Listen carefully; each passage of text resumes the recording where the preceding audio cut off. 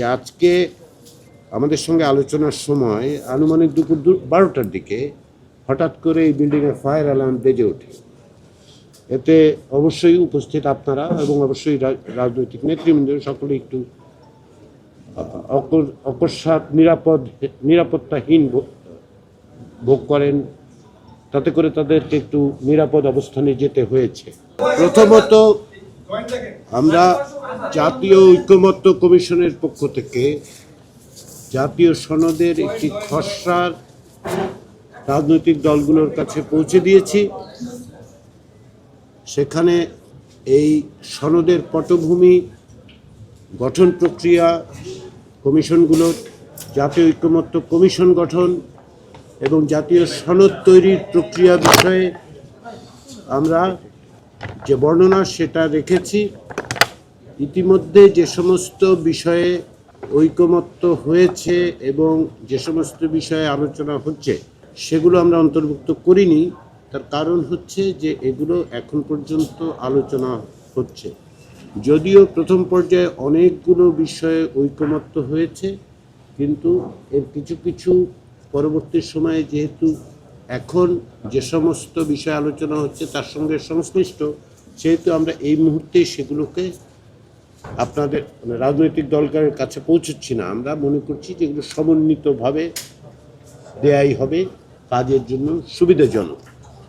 তো সেই সমস্ত বিবেচনায় আমরা যে টেক্সটটা, সনদের যে খসড়া টেক্সটটা রাজনৈতিক দলগুলোকে দিয়েছি, আমরা তাদেরকে অনুরোধ করেছি যে 30শে জুলাই বুধবার দুপুর 12টার মধ্যে তাদের যদি কোনো সুপারিশ থাকে, পরামর্শ থাকে, পরিবর্তনের কথা তারা বলতে চান, সেগুলো আমাদেরকে জানানোর জন্য। আমরা আশা করছি যে এগুলোকে সমন্বিত করে টেক্সটটা ওই দিনই তৈরি করতে পারবো আমরা। ইতিমধ্যে আলোচনা যেহেতু অগ্রগতি হচ্ছে, যে সমস্ত বিষয়ে ঐকমত্য হবে সেগুলো তার মধ্যে অন্তর্ভুক্ত করা হবে। পাশাপাশি সনদে আমরা রাজনৈতিক দলগুলোর কাছ থেকে এই সনদের ব্যাপারে অঙ্গীকারের বিষয়গুলোকেও উল্লেখ করেছি যে তারা আসলে আমরা কি আশা করি তারা অঙ্গীকার করছে। সেই অঙ্গীকারের একটি তালিকা দেওয়া হয়েছে। যদি রাজনৈতিক দলগুলো তার সাথে আরও কিছু যুক্ত করতে চান, পরামর্শ দেন, আমরা নিশ্চয়ই সেটা বিবেচনা করব। এটা হচ্ছে আজকের আলোচনার বাইরের প্রথম বিষয়। দ্বিতীয় আরেকটি বিষয়, এখানে যারা সাংবাদিকরা উপস্থিত ছিলেন তারা জানেন যে আজকে আমাদের সঙ্গে আলোচনার সময় আনুমানিক দুপুর 12টার দিকে হঠাৎ করে এই বিল্ডিংয়ের ফায়ার অ্যালার্ম বেজে ওঠে। এতে অবশ্যই উপস্থিত আপনারা এবং অবশ্যই রাজনৈতিক নেতৃবৃন্দ সকলে একটু অকস্মাৎ নিরাপত্তাহীন ভোগ করেন। তাতে করে তাদেরকে একটু নিরাপদ অবস্থানে যেতে হয়েছে।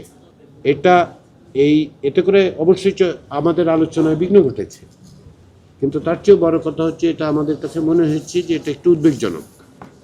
আমরা অত্যন্ত গুরুত্বের সাথে, কমিশন এটাকে অত্যন্ত গুরুত্বের সাথে বিবেচনা করেছি এবং আমরা এটাও দেখেছি যে এই সময় জাতীয় নেতৃবৃন্দ উপস্থিত, জাতীয় নেতৃবৃন্দকে পথ দেখানো, কোথায় এটা নিরাপদ অবস্থানে যাবে সে ব্যাপারে ফরেন সার্ভিস একাডেমির পক্ষ থেকে আমাদের কাছে মনে হয়েছে যে খানিকটা কাজের ব্যত্যয় ঘটেছে।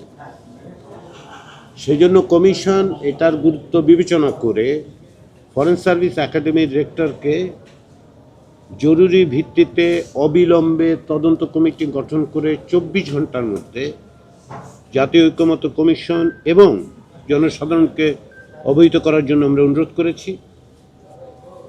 রেক্টরের সঙ্গে আমার বৈঠক হয়েছে। তিনি দুঃখ প্রকাশ করেছেন সামগ্রিক পরিস্থিতিতে এবং ইতিমধ্যেই তাদের পক্ষ থেকে একটি তদন্ত কমিটি নিয়োগ করা হয়েছে। আমি তাকে অনুরোধ করেছি এটা সর্বসাধারণের জন্য প্রকাশ করতে, যে কারা কারা এই তদন্ত কমিটিতে আছেন, এবং তিনি বলেছেন যে আগামী 24 ঘন্টার মধ্যে, আগামীকাল বিকালের মধ্যে তার মানে একটা তদন্ত প্রতিবেদন আমরা পাব। আমরা এটাকে গুরুত্ব দিয়ে বিবেচনা করেছি। এটা এই কারণে সৌভাগ্যবশত কোনো দুর্ঘটনা ঘটেনি, কোনো অগ্নিকাণ্ডের ঘটনা ছিল না, কিন্তু আমাদেরকে এটা বিবেচনা করতে হবে যে এখানে উপস্থিত জাতীয় নেতৃবৃন্দের নিরাপত্তার ব্যবস্থাটা বিধান করাটা, এখানকার হোস্ট হিসেবে ফরেন সার্ভিস একাডেমির এবং সমস্ত রকম ব্যবস্থা নেওয়া প্রয়োজন, যাতে কোনো অবস্থাতেই কোনো রকম দায়িত্বের ব্যত্যয় না ঘটে। আমরা তাদেরকে অবহিত করেছি। আমরা আশা করছি যে ফরেন সার্ভিস একাডেমির পক্ষ থেকে যেভাবে আমাদের প্রতিশ্রুতি দেওয়া হচ্ছে সেভাবে কাজ করা হবে। এবার আমি আসি যে আজকের আলোচনার বিষয়।